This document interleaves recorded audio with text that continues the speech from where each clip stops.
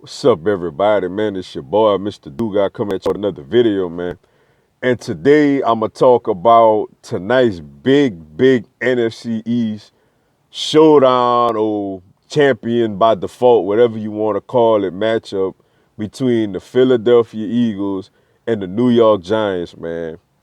And to break down this game, man, obviously the Eagles, we 2-3, coming off of two losses in a row, an ugly overtime loss to the Tennessee Titans, a real lethargic loss at home to the Minnesota Vikings. And you got the New York Giants, they coming off of back-to-back losses as well. You know, they had a real not so great loss at home to the New Orleans Saints where they looked a little lethargic. And they had a heartbreaking loss on the road to the Carolina Panthers. When you go our offense versus their defense, man, I don't know what's up with our offensive line, man. The Giants don't really have great pass rushes. I know they got Olivier Vernon, and he kind of dealing with a little ankle issue or whatever. But they don't really have JCP at Paul not over there no more. You know, Damon Snacks Harrison, you know, he's more of a run stuffer than a pass rusher. And yeah, man, they don't really have great pass rushes, but then at the same time, the Eagles can't block nobody right now. Lane Johnson forgot how to block. Jason Peters may be getting old. Jason Kelsey's starting to look small again. I don't know why the hell we throwing Seumalo out there. I'm done with Seumalo, man. We tried him to start off the season last year. We had to bench him for Wisniewski. And why are we trying him out there again? The dude ain't got it. Like, I'm sorry, but like Seumalo cannot block. So you could kind of put this right now as a wash. You feel me? When you look at our quarterbacks and running backs versus their linebackers, I mean, I don't know. They got Alec Ogletree over there. You know what I'm saying? I don't really know the other linebackers like that. Oh, they also got former Eagle Connor Barwin on the D-line, man. I know he could probably still put a little pressure on the quarterback, but he ain't what he used to be. You know what I'm saying? As far as us, you know, we got the big homie Wentz back there. Running backs, man, we got that rolling. I think Corey Clement look like he gonna play. You know, so we got Corey Clement and Wendell Smallwood and Josh Adams out there. And yeah, which ain't really nothing to really feel great about. You know what I'm saying? Jay obviously is out for the season. LeGarrette Blount is playing in Detroit right now. Darren Sproles is still banged up. And we ain't made a move for LaShawn McCoy, Le'Veon Bell, or David Johnson yet. So this is what we got to roll with out there tonight. You feel me?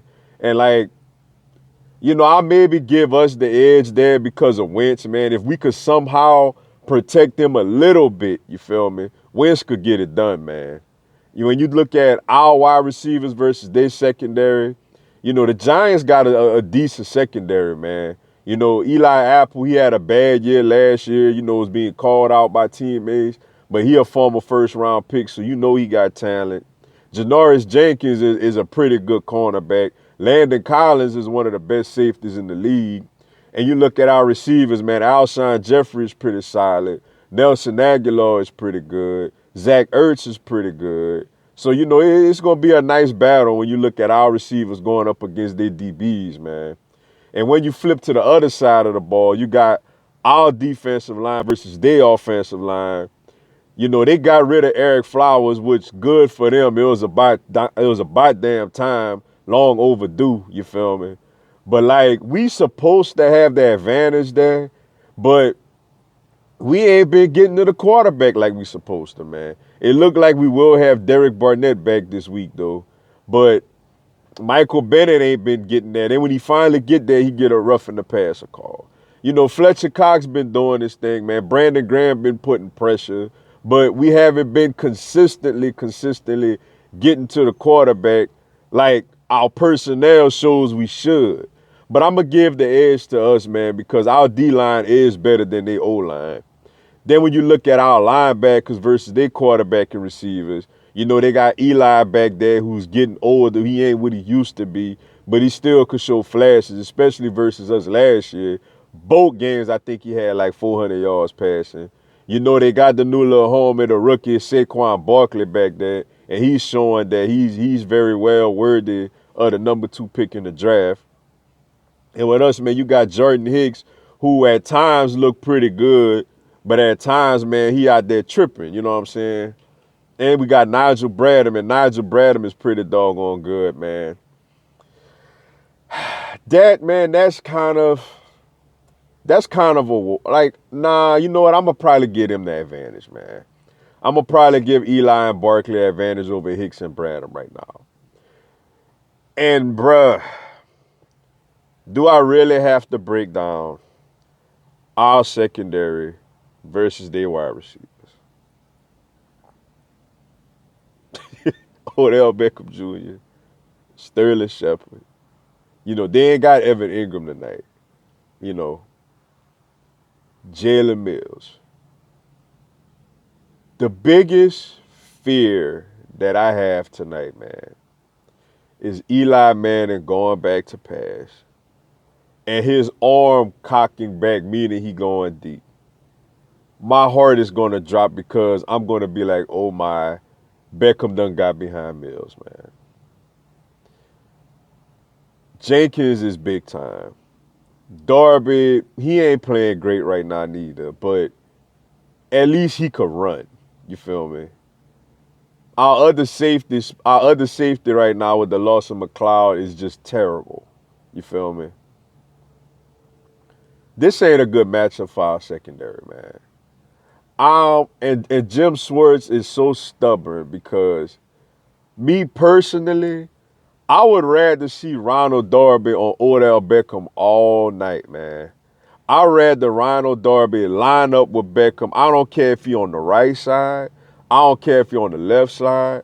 I don't care if he in the slot. I don't care if he going to the bathroom. I want Ronald Darby running with Odell Beckham all night long. Let Sidney Jones run with Sterling Shepard all night long, no matter where they line up at.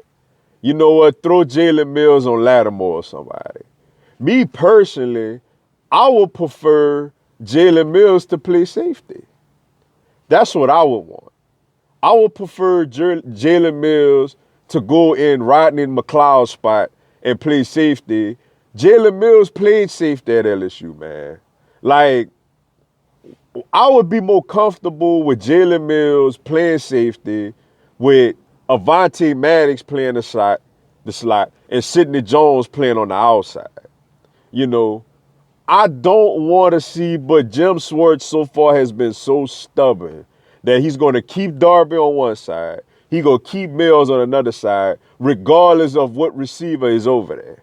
So if Pat Shermer got any type of common sense, which I believe he does, he would put Odell Beckham on Jalen Mills' side the whole night.